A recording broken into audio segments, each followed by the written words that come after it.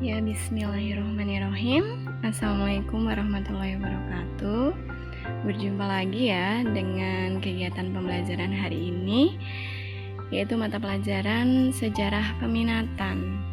Nah, anak-anak, hari ini kita akan belajar mengenai materi tentang berpikir sejarah. Apa itu berpikir sejarah? Nah, mari kita simak slide-slide selanjutnya ya. Nah, materi yang akan kita ajarkan pada hari ini, yang akan kita pelajari hari ini, kompetensi dasar dan tujuannya, Ibu tampilkan di layar sebagai berikut.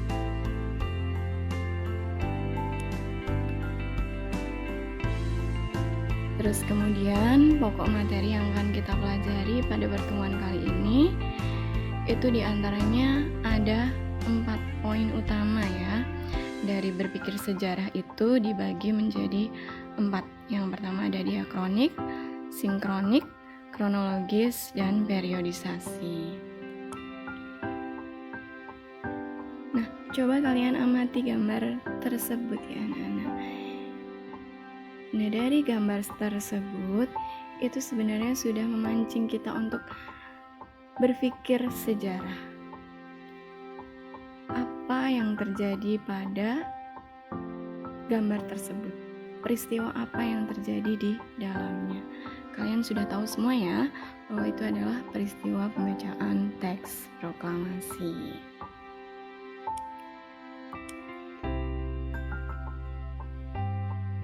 Nah, dari gambar tersebut mungkin bisa diambil pertanyaan. Apa sih sebenarnya berpikir sejarah itu? Di sini Ibu jelaskan, berpikir sejarah yaitu kemampuan berpikir yang digunakan untuk memahami peristiwa sejarah, sekaligus memahami peristiwa masa kini untuk dijadikan pijakan bagi masa depan.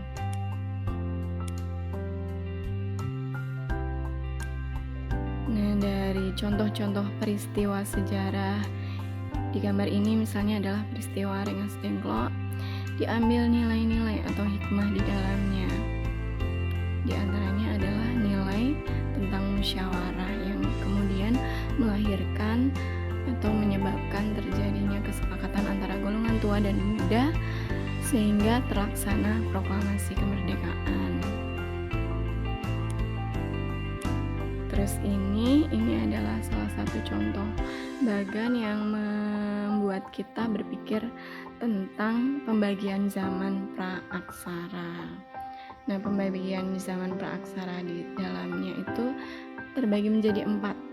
Dan pembagian ini didasarkan atas ciri-ciri kehidupan yang ada di dalamnya. Begitu ya anak-anak. Nah, dalam mempelajari sejarah diantaranya diperlukan 4 kemampuan berpikir. Yang pertama adalah kemampuan berpikir diakronik, yang artinya adalah memahami peristiwa dengan menelusuri waktu. Terus yang kedua, berpikir sinkronik, jadi mempelajari peristiwa sejarah yang ada dalam kurun waktu tertentu. Terus yang ketiga, kronologis, artinya berurutan waktu. Dan periodisasi artinya pembabakan waktu. Nah, dari keempat poin ini silahkan kalian diskusikan dan perdalam lagi materi tentang berpikir sejarah dengan kelompok kalian masing-masing yang telah ikut.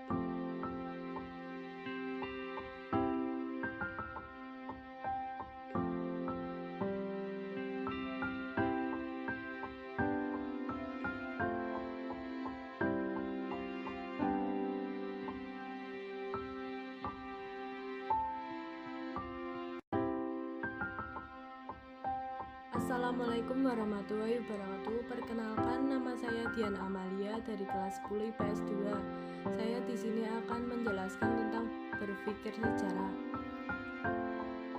yaitu diakronik. Diakronik berasal dari dua kata, yaitu dia yang berarti melalui atau melampaui, dan kronik yang berarti waktu. Apa itu diakronik, teman-teman? Diakronik adalah metode mempelajari sejarah dengan cara melalui, melintas, menjelajah waktu, dan menguraikan dengan detail peristiwa yang terjadi. Melalui diakronik, sejarah berupaya menganalisis suatu dari waktu ke waktu yang memungkinkan seorang untuk menilai bahwa perubahan itu terjadi sepanjang waktu. Assalamualaikum warahmatullahi wabarakatuh.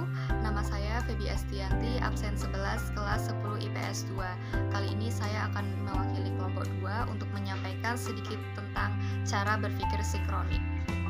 Sinkronik artinya berasal dari bahasa Yunani, yaitu shin yang artinya dengan dan kronos yang artinya waktu atau masa. Tapi sinkronik artinya meluas dalam ruang tetapi sempit dalam waktu. Jadi berpikir secara sinkronik itu kita menganalisa suatu peristiwa pada intinya saja, tidak menganalisa suatu peristiwa dari awal.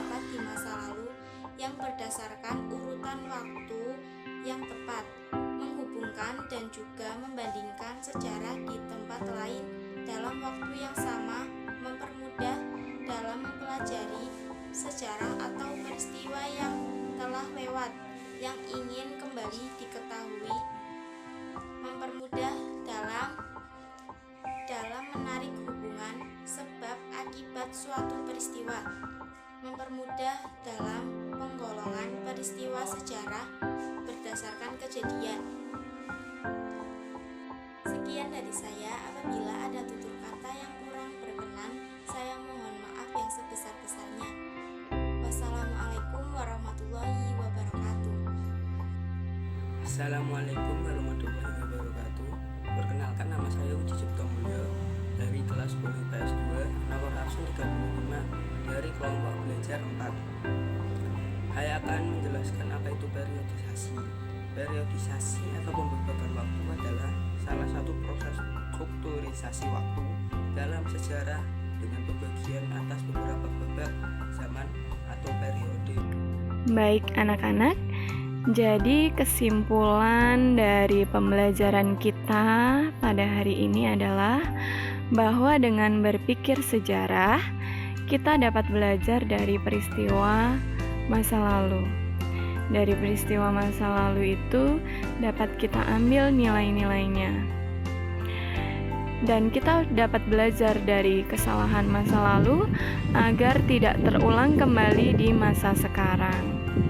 Kita dapat mengambil hikmahnya di masa sekarang untuk memperbaiki kehidupan masa sekarang agar menjadi lebih baik lagi di masa yang akan datang.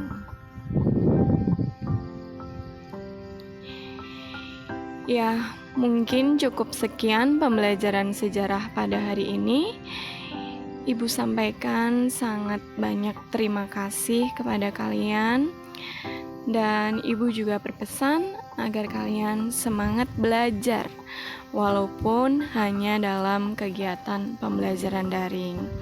Terus juga kalian tetap jaga kesehatan. Sekian ya dari ibu. Wassalamualaikum warahmatullahi wabarakatuh.